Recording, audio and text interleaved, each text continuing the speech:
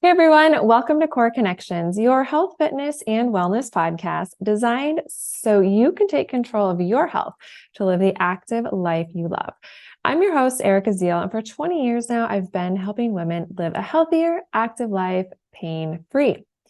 And in order to live an active, pain-free life, it's essential that you understand how to effectively strengthen your pelvic floor and deep core. And that's exactly what you can begin learning with my free pelvic floor guide. Head on over to my website, ericazeal.com/pelvic floor to grab your free guide to get started today. Okay, you guys, today I'm back with another Q&A. So today's question comes from Candace B. And her question is all about her stomach because she says that's her problem area. Because she said ever since she had a C-section, her abdominals have not been the same. And so she's asking, what are the best exercises for your abs? I love this question. And this is probably we're going to go a little bit deeper on this one than you may think. So first off, we have to address C-sections and what goes on because of C-sections. So with a C-section, you get scar tissue, right? In that really lower part of your abdominals. And if we are not taught, which we are not taught mainstream, how to stimulate and activate that lower portion of your deep core, then that area becomes stagnant and essentially shuts off. And I hear from so many women that have had C-sections, even just one, that they're like, yeah, I just always feel numb around my C-section. And a lot of times it's not very pink. It's kind of grayish because there's not a lot of blood flow to that area. So when we understand that, okay, we've got some scar tissue there. So what can we do? We can't get rid of scar tissue per se, but thanks to the knowledge we know about fascia, we can improve the way that scar tissue functions, meaning that we can, through movement, through breath work, through manual stimulation of that scar and the area around it, we can pink back up that scar tissue to increase blood flow, which once we start increasing blood flow, then we can start to wake up that fascial tissue and that deep core so that you can start to feel that part of your abdominals and deep core working. So when it comes to C-sections, that's the first place I go to. It's not just about doing the exercises, because here's the deal. You can do all the quote ab exercises in the world that are supposed to be the best for your abs. But if we have not woken up and improved that scar tissue from that C-section, then you might notice some improvement in your abs, but likely you're still going to feel numb and just you can't activate that lower abdominals. So that's a first piece we have to do. So what are some of those movements? Well, I teach some of these. You guys can get those in my free pelvic floor guide that I have because I think it's so important that you all know this and give it away for free, is learning how to do pelvic tilts and hip rolls. Those are so important because those are the first start of you learning more about your pelvic floor.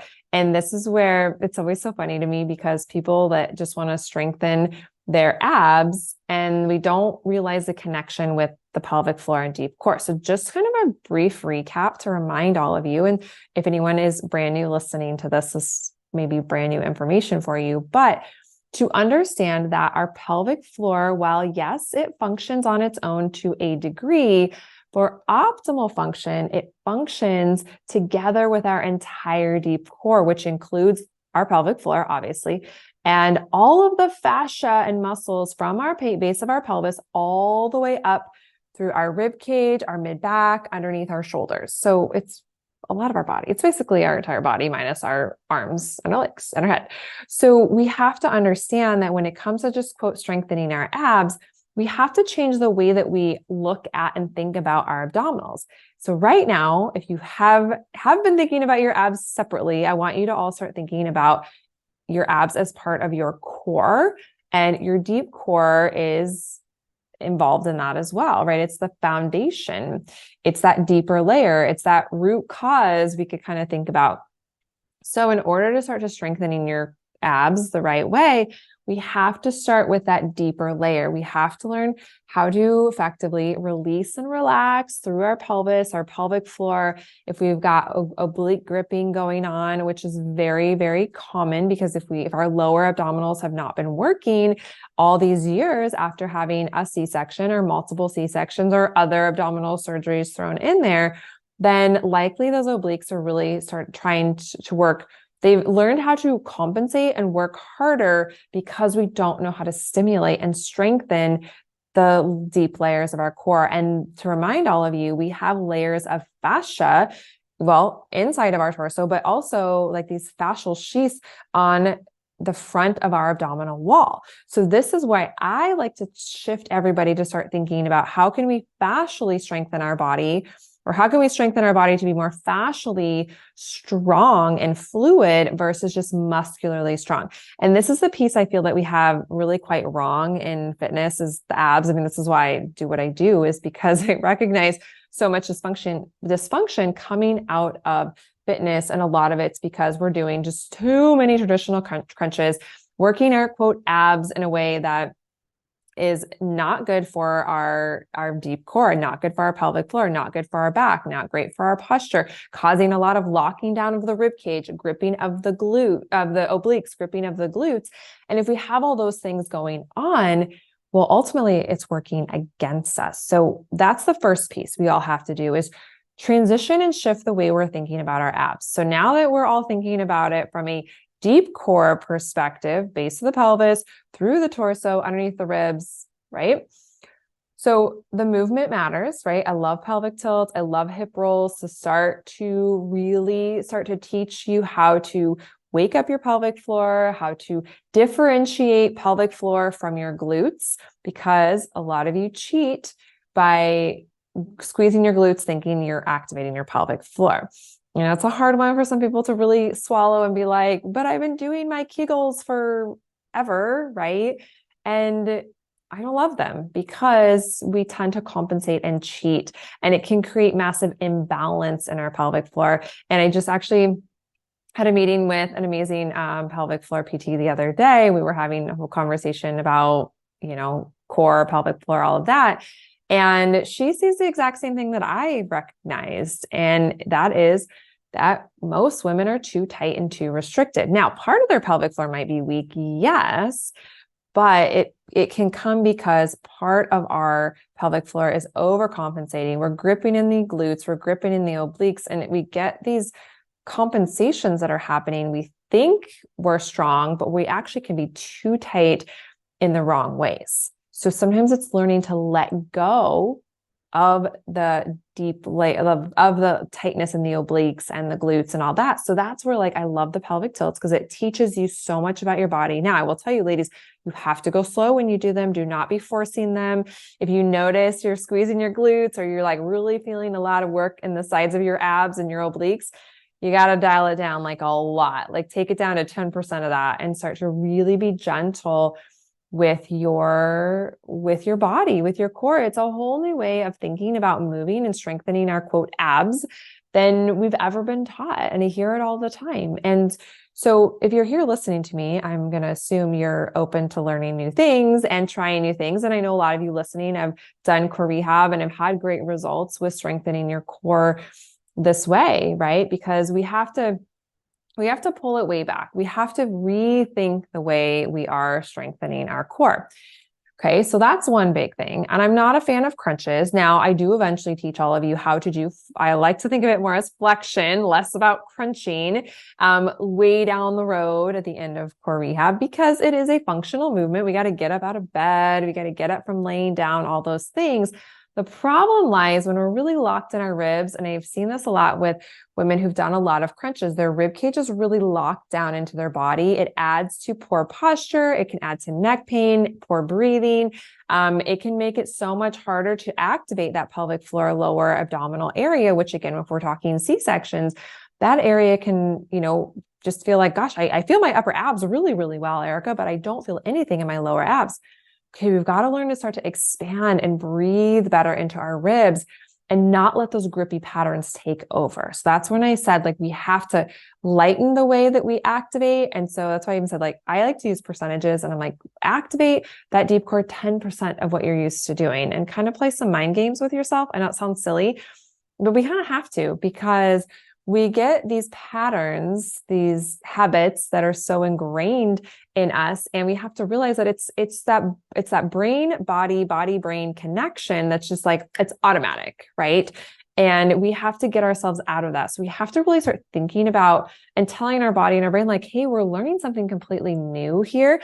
And don't be hard on yourself about it, because again, this is so opposite and so foreign to what we've really been taught in fitness all these years, which is why I get so passionate about this. This is why I'm pushing forward to get my new core athletica rehab instructor training course out there, available for all of you, so that we can be changing more and more lives. So those of you that are instructors, right, that's definitely something, if this is resonating with you, that's going to be something you're going to want to look at certifying in and learning and doing all of that, because you could start to help me, and we're going to make this massive shift, across the world, hopefully one of these days, right, to really educate people and change the way we're thinking about strengthening our abs.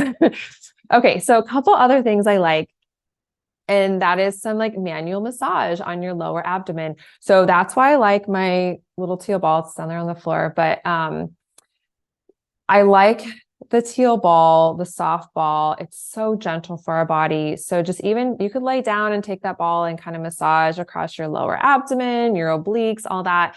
I generally have people start at the wall and gently rolling, like from your lower back around to your belly, along the ribs, on your lower belly, on your hips, hip flexors, that whole area. Because if that lower abdominal area is not working and not firing, because it's just kind of gone dormant, it's still there.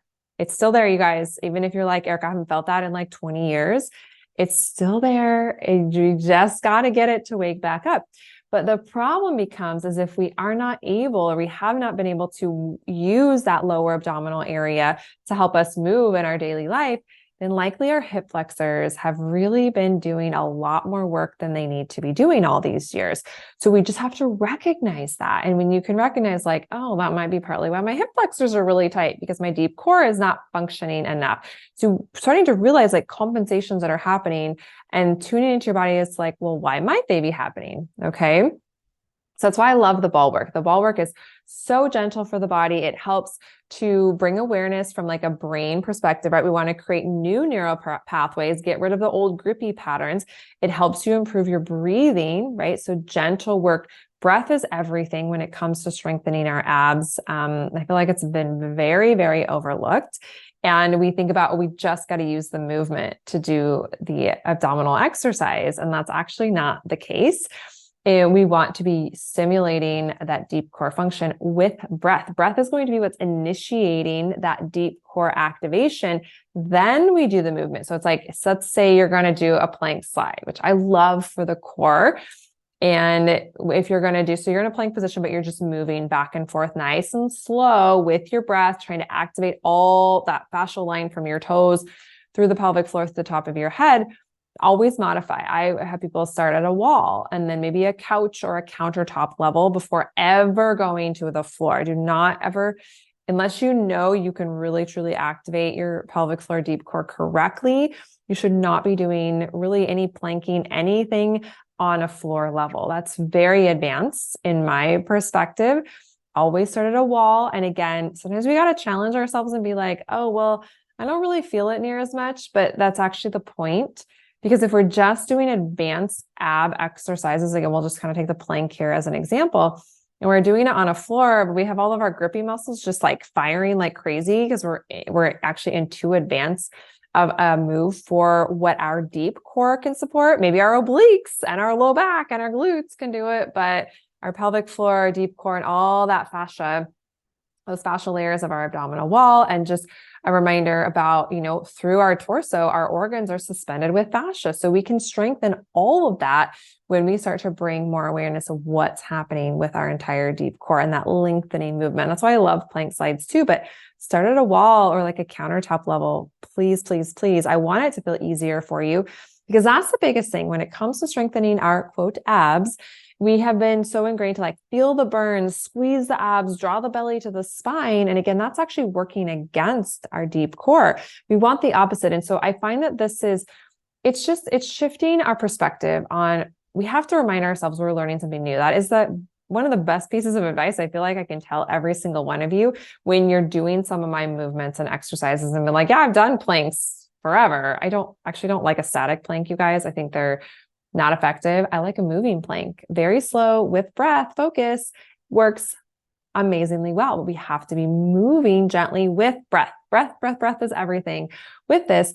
And so we have to shift and realize like, oh, it doesn't have to feel super intense to actually be more effective. And I hear all the time from my students and clients, it's like, oh gosh, they're like, Erica, I feel like I'm not doing anything.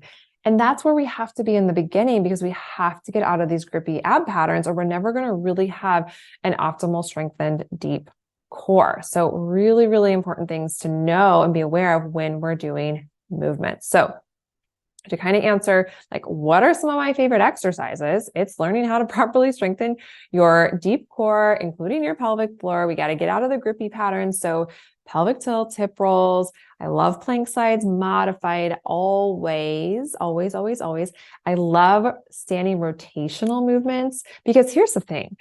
We have to get out of thinking that, oh, it's like we have to do like an ab exercise for our abs. No, every single exercise you ever do should bring in the deep core, at least to some degree. Love rotational movements. Rotational movements are incredible for strengthening, lengthening, creating more balance through our body, because not a one of us has a perfect posture. And again, it's not about perfect. We want to learn to work with our body and what our body needs. Okay, so notice I didn't say crunches.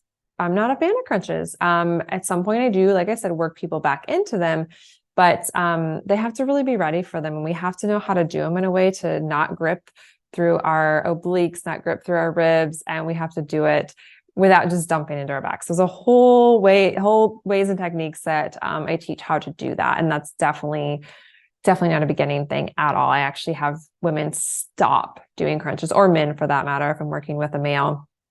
Not a fan of doing a lot of flexion crunches at all for stimulating your core or strengthening your abs, because, well, like I just said, we can be literally doing about any exercise that's not a quote ab exercise and be stimulating your deep core. So that's like a mindset shift that we have to make for ourselves. Okay. And then, like I said, some like manual massage, doing it with a ball. You can go, work with a craniosacral therapist or someone who really is expert on knowing how to work with the scar tissue and work with fascia. I am not a fan of deep tissue here. I will say that. There are some people that will disagree with me on that. They're like, oh my gosh, I've had such great results with deep myofascial release. Maybe I would say, if anything, more in the legs than anywhere else in the body. On the abdominals, I would not do deep tissue. I just wouldn't personally, or I don't see the benefit to that versus doing gentle fascial stimulation, gently massaging the scar and around the scar. And just to make sure too, ladies, if you have a fresher C-section, like I wouldn't be doing too much until it's truly fully healed. The breath work and the gentle movements pelvic tilts can be a place where I will start. A mom who's had more recently had a C-section, but if we're years out, you can definitely be working that scar tissue. And for those of you that are newer with a C-section or know you're going to be having one in the near future, definitely know that there are things that we can do during pregnancy to help to prepare your body better for a C-section. I know that's kind of like boggles people's minds when they're like, well, but Erica, I don't need your deep core stuff because I'm planning a C-section. And I'm like, oh, no. That's all the more reason you need to do it. Yeah, you don't have to go in and learn my push prep in my Knocked Up Fitness prenatal program per se, but you need to learn everything else, because time and time again, I hear this from our ladies that do end up with a C-section, whether it was planned or whether, emergencies happen, is their surgeons are asking them like, well, what were you doing during pregnancy? Because your tissue was so much nicer and easier to cut.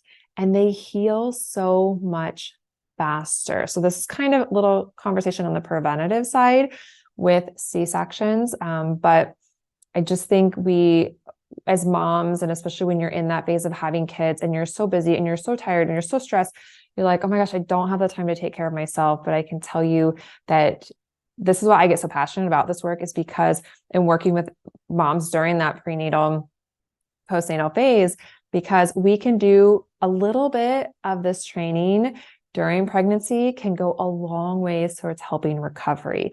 And every single one of you that's had a baby, been through postpartum recovery, have had not great experiences versus great experiences, and know the difference. And that was something I personally experienced with my last. Was I've not personally had a C-section, so I will be very clear on that, but I work with women who do. And having just a difference of my postpartum recovery with my third, because I had learned so much more, and I think it would be even better today because so much more that I've learned, in the last 11 years. But having experienced such a better experience during birth and recovery, I was like, that's what I want moms to experience. And that's why I get so passionate about this. So I'm always saying, please share this information with other women in your lives, because a little bit of knowledge can go a long way towards helping her to just feel better, right? We want to help. So anyway, that's kind of my whole spiel on like a little bit on the preventative side and what we can do during pregnancy. Even if you have had a previous C-section, yes, it can be very beneficial. Okay.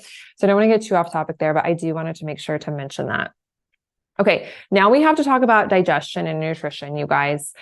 So if we are always bloated, we are inflamed, we are constipated. Like I have this conversation a lot when it comes to pelvic floor function, but it's going to be the same for healing your abs, helping to get better stimulation of that numb area, that kind of dormant area of our lower abdominals there, that fascia. So if you are someone who is constipated, which is at a minimum, you need to be having one good, really solid bowel movement a day. If it's not a lot, if it's not a good amount, then you probably better be having a couple at least. And I love stomach massage for just manually helping to stimulate our digestive system to move. That moving of getting junk out of the body is so stinking important, because we can work all day on getting our deep core to work correctly and stimulate it. And yes, we're going to get results with that. But guess what? When we also layer in the digestion piece of it, get things moving effectively and good, improve our nutrition, decrease our inflammation in our body, then our deep core starts to work so much better. It's absolutely incredible how it can skyrocket everything you're doing. So we have to remember, like, it's really hard for me to just talk about movement here. I feel like if you listen to me all the time, like, I can't ever just talk about movement. I want to so badly just talk about movement. I'm like, I can't just talk about movement when I talk about abs. I have to talk about digestion and nutrition and decreasing inflammation and getting rid of constipation and all those things. And it can kind of be a slippery slope, because if you're someone who's dealt with chronic constipation, that could be a deeper sign of imbalances going on in your gut. And that may be something you want to work with someone on to help improve that. There are short-term things that I recommend for getting bowels moving, which sometimes for people that again, it's a Band-Aid solution, and I'm not a fan of Band-Aid solutions, but in the conversation of constipation, if we're not cleaning out our bowels on a regular basis, things aren't moving out, then we are recirculating toxins in our body, whether it's heavy metals, plastics, estrogen being one of them. You guys, if we're estrogen dominant, because we're recirculating estrogen, that estrogen, when it recirculates, can be very dangerous for our body and for our health and so many other things. But that can also be why, if you feel like, oh my gosh, I'm just hanging on to extra weight around my midsection, like it could be because you've got signs of estrogen dominance, and that's because of constipation. Like that's just one scenario. There's so many of them, but this is a very common one.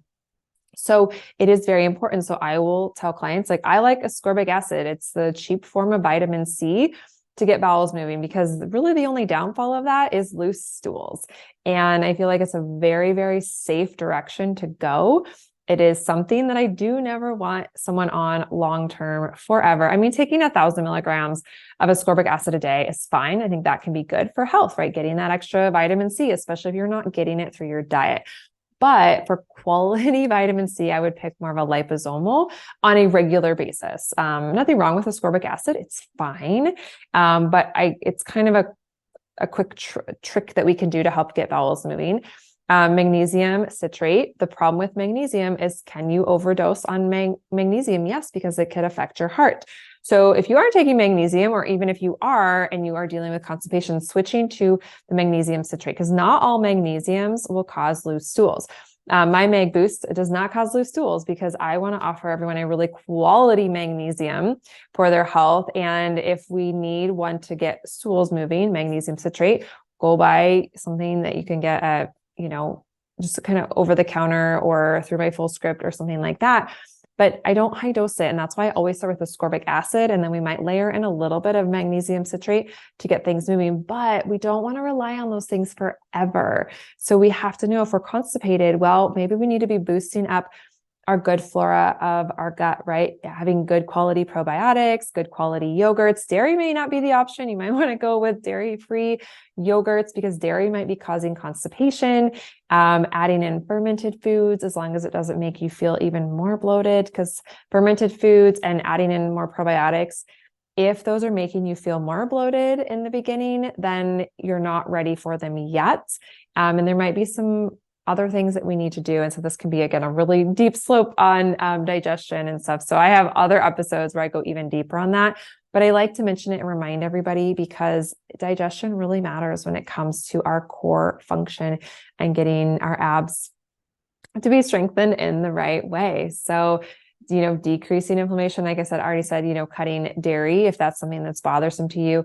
I'm a big fan of cutting the gluten, really watching the grains and things like that, eating more quality animal protein. And again, I know that's hard for some people, and women in particular. It's hard to get enough protein, but believe it or not, you can start to feel so much better. Don't double your protein overnight. Wherever you are today, you want to slowly be increasing the amount of protein that your body is getting, so your digestion can adjust with it as well. So increasing good quality animal protein, good quality organic fruits, vegetables, good oils. That should be the staple of our diet. Grains should be minimal. I'm not saying you can't ever eat them, but I want you to pay attention to your body and how do you feel? Do you feel that you can feel your pelvic floor and deep core working better when we get those inflammatory foods out? Obviously, sugar and processed foods and dyes are massive things that we really need to really not eat at all. So